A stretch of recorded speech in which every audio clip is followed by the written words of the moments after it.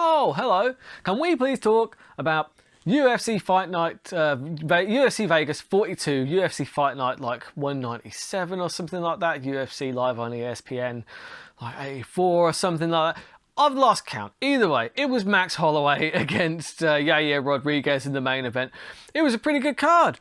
My bets were terrible, like really bad, like hilariously bad. It's part of the fun though, do you know what I mean? It's way more fun when my bets go completely wrong, do you know what I mean? No one's getting rich from betting on MMA, but wow, some of my picks, they were just plain bad. Not going to sugarcoat it, not going to sugarcoat it. So, let's have a quick roundup of what happened last week in the UFC. I'm also going to go through some of the news events. Conor McGregor's been at it again on Twitter. He's been drinking some of his terrible whiskey and going back and forth with Chael Sonnen. It was bloody hilarious. There's, Michael Chandler's coming out with some very odd things. Anyway, I'm going to get into all of that and more over the course of the next kind of 15-20 minutes or so. So enjoy.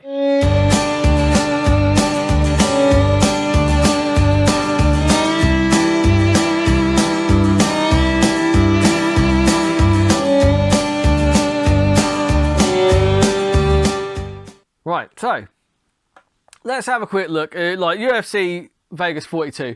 It was a decent old event, actually. I got one of my picks right, and I'll start with that one because it was the first one that I bet on. Mark Diakiese against Rafael Alves, and the thing is, this one still, even though I got my pick right and I won my bet, it still leaves a bitter taste in my mouth. And I'll tell you why. Because I forgot to check what the odds were on the double chance, because I did say Rafael Alves would get the finish, and he got the submission in round number 1. Because I do think that a lot of that is down to inactivity. I think Marcus Diakiese is a fantastic fighter, and I'm a big fan of his. I do want to see him again. And I'll take nothing away from Rafael Alves. It was a very good squeeze, and I would like to see Marcus Diakiese again sooner rather than later, because the thing is like the other day he just needs to get that ring rust shaken off. I'm not sure that getting submitted in round 1 is the best way to get more time in the octagon, but hey. Who am I? You know what I mean? Who am I? I just watch the sport. I won't comment any further on that. But yeah, anyway. Miguel Baeza against Chaos Williams. And, well, that one didn't go well, did it? That was pretty terrible. I mean, to be fair, I did acknowledge the fact that I thought that it could have gone either way. I thought Baeza was a solid choice to get the knockout. Chaos Williams, he's got power. And I did acknowledge that. And the thing is, Baeza was doing well. Like, those calf kicks were devastating, and he was. It seemed like every time Chaos Williams would hit him with something, he'd return with something that was just a little bit harder, a little bit crisper, a little bit more pep on it, right? But then he went to the well one too many times, didn't he? Went to that well one too many times. Went for that low calf kick one too many times. And man, Chaos Williams clocked him good. Good. I'm a fan, you know what I mean? But not a fan of seeing my bet go so horribly wrong, because I was relying on Big Ben Rothwell because I thought he was an absolute cert. In fact, I said that De Lima wouldn't have anything for him. And I was very wrong about that. And in fact, I'll chuck it up here. Russians are insane! What happened there? I stopped it. Right? Terrible. Absolutely terrible. Anyway. Rothwell, he just never got going, did he? He took that early calf kick, and yeah, it just wasn't a good night for him. What can you say? Other than that? I'm sure he'll be back. I hope to see him back. I mean, he's 40 now, so I'm not sure how much longer he keeps going for. But I mean, it's not so much that, it's just how long he's been fighting for as well. He's been fighting for a hot minute, man. I would love to see De Lima do that to some other people, though, because he looked ferocious. Take nothing away from that, man. Woo! He looked ferocious. Fair play to him. I'd like to see him back sooner rather than later. Because if that man can start putting wins like that together... I mean, Rothwell is no joke. That's a really good win, man. To be able to knock out Ben Rothwell like that is pretty impressive. I mean, even Cain Velasquez didn't knock out Ben Rothwell like that, because that was over. That was finished. Do you know what I mean? Like when like Velasquez fought Rothwell, it did finish, but it was a doctor stoppage, and I don't really agree with that stoppage. Rothwell was just standing and he was taking too many shots, but he was standing. He wasn't really affected that badly by any of them, and he did argue straight away because he wasn't out. Whereas that one, Rothwell was done. He was in trouble. That was a completely different kind of thing. So fair play to Marcos Rogerio de Lima. Very good, very good. And Holloway versus Rodriguez, £145. Yeah, I did say that coin toss on this one, decision or knockout. I went with the knockout, so obviously it went to a decision because that's just the way the MMA gods were treating me that night. I still think, you know what, actually, fair play to Yair Rodriguez. I want to say that right now. I didn't think that he was going to be as tough as that. You know, after seeing him get put away by Frankie Edgar, I thought that there was a part of him that wilted under pressure a little bit. And you know what? It turns out like whatever he's done, whatever changes he's made whilst he's been away, it turns out that he's got some testicular fortitude, let's say. The man's got some cojones, because good Lord, that was good. He took a beating. I mean, the thing is, those low kicks were working really well until his foot broke. His foot was a balloon. I mean, as Conor would say, it was crazy. Like his foot after the fight was absolutely because he saw it, he stopped throwing the low kick, and that was what he was having a lot of success with, because he had a lot of success against Max Holloway. And you know, my question would be something that I'll touch on later, because Volkanovski brought it up. Yeah, how long is Max's chin going to last, man? Because he seems to rely on it. He does rely on it a lot. But yeah, people are saying that Yair should get a title shot. You're fucking out of your mind. Because he lost. He still lost. He was impressive, but he still lost. Now, can you do Volk versus Max 3 off the back of that fight? I don't know if you can, all right? Because it's not like he was really, really dominant. You know what I mean? Well, it's not like undeniable. So we've seen, you know, Max versus Volk twice. I know people keep going, oh, but Max won the second fight. He didn't. It was close. It was a close fight, and Volk won. Volk also won the other one as well. So that's 2. That's 2-0. How many do-overs do you want to give the man? Do you just want to do the fight over until you get the result that you want? Is that what you want now? Do you know what I mean? It seems to be what's happening with fucking Deontay Wilder in boxing. It's a joke. It's a bloody joke. Anyway, what I would rather see, actually, is Giga Chikadze versus Max. No, wait, no. Hang on. I've done that wrong. I think you should do Volkanovski versus Giga Chikadze and Max versus Marlon Vera. There you go. There's some matchmaking for you. Put those 2 fights together on the same card. Co-main, main event. Winners go through like a mini tournament. Winners go through to the championship bracket.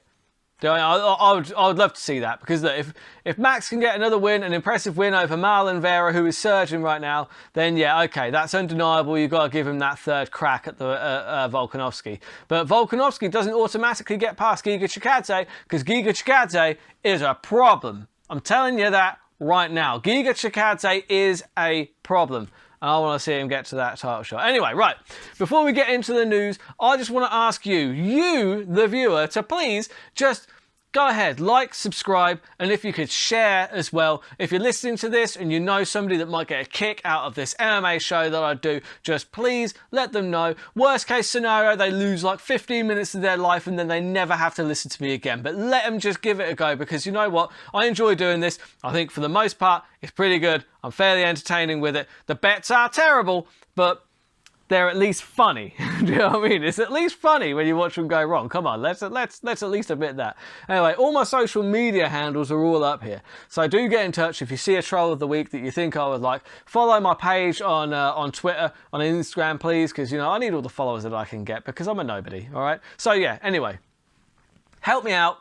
Much appreciated. I'm on the Patreon as well. Join. Patreon gets an additional audio episode, and also they get the, like, I do all my picks, like, basically now the full picks video goes on to Patreon on the Friday, and now I just release all of the individual fight breakdowns onto YouTube, right?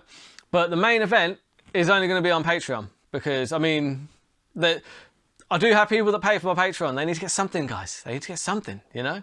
So yeah, if you're on Patreon, you're getting the main event. But there are loads of other brilliant free content on my YouTube channel as well. So don't you worry, guys. But come on, for £1 a month, you're getting a lot of extra content on that Patreon. I'm saying, do you know what I mean? It's a great deal. But anyway, let's go into the news. Chael Sonnen and Conor, they've started going back and forth. Oh my God, it's so funny. I'm going to put a link to the video up here, right? Because it is so funny. Sonnen, he's not wrong. Do you know what I mean? He's not wrong in anything that he said. Because, yeah, like what? Let's have a look here, because I did save all of the tweets on here. But yeah, it was really funny. So yeah, what did he say? Here we go. It's yeah, because basically in the video, Chael Sonnen's just like, look, you know, because I don't know if you saw the video, Conor McGregor did like this thing where he was standing in front of his TV, like staring down at Max Holloway, pacing back and forth. He was probably hepped up on goofballs, had probably drank too much terrible whiskey, and it was a weird look. It was weird. It was a weird thing to do. Let's all just acknowledge that, right? But obviously, Chael Sonnen acknowledged it. Basically, Chael Sonnen just said, look, he's in danger of becoming this weird little rich guy. And that's kind of what he's doing right now. And Conor McGregor decided to come back with some very clever stuff. Just says the broke weird guy. So, yeah, because that's all he does. All he does is draw it back. Yeah, very good, Conor. You've made a lot of money. Impressive. Very good. You know, we're all impressed by that.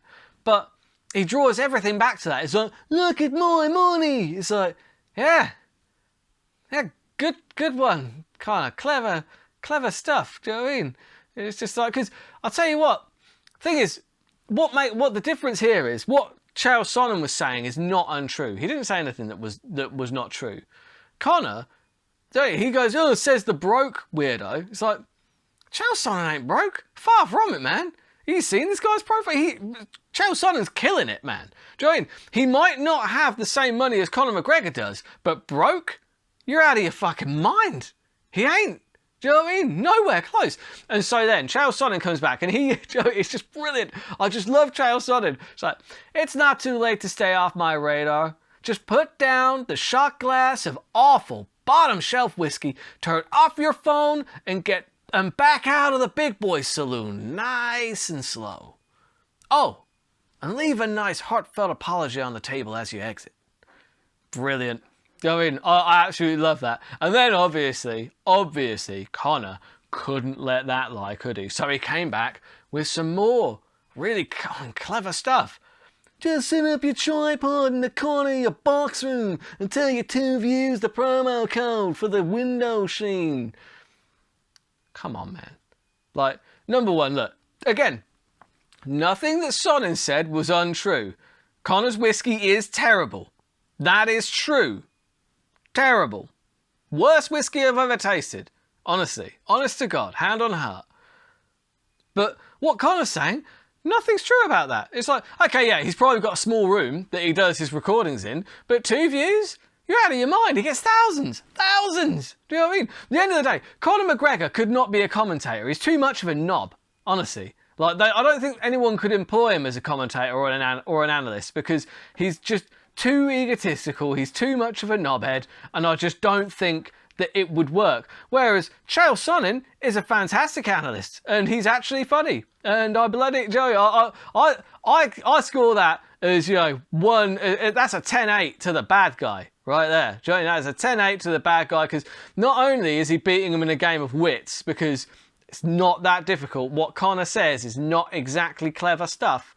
Chael Sonnen would beat Conor McGregor in a fight all day long, even though he's retired. Do you know what I mean? Like, just stylistically and everything, I'm fairly sure that Sonnen could probably take Conor down and just have his way with him. He's quite a lot heavier and bigger as well. So, yeah. There's that. The only thing that Conor has him in is his stacks of paper. Do you know what I mean? So fuck off, Conor. Shut up. Just shut up. No, actually, don't shut up. I love it. I actually love the entertainment, Joey. I mean, in spite of everything, I'm still a big Conor fan because like he's still doing a great job. Even though he's not been on a pay-per-view for fucking months, he's still the name that everybody is talking about, even though he wasn't involved in the fight whatsoever. So fair play to you, Conor. Do you know what I mean? Fuck, he's a master of it. Really is. Volkanovski reckons that Max's chin is on the way out. And you know what? He could be right. On the whole, Max takes an awful lot of damage. And remember that interview where he was on with Michael Bisping? I think it was on like SportsCenter or Fox or whatever. And he was just really like acting weird. And like Bisping called him out on it. And he was concussed and he had to pull out of that fight.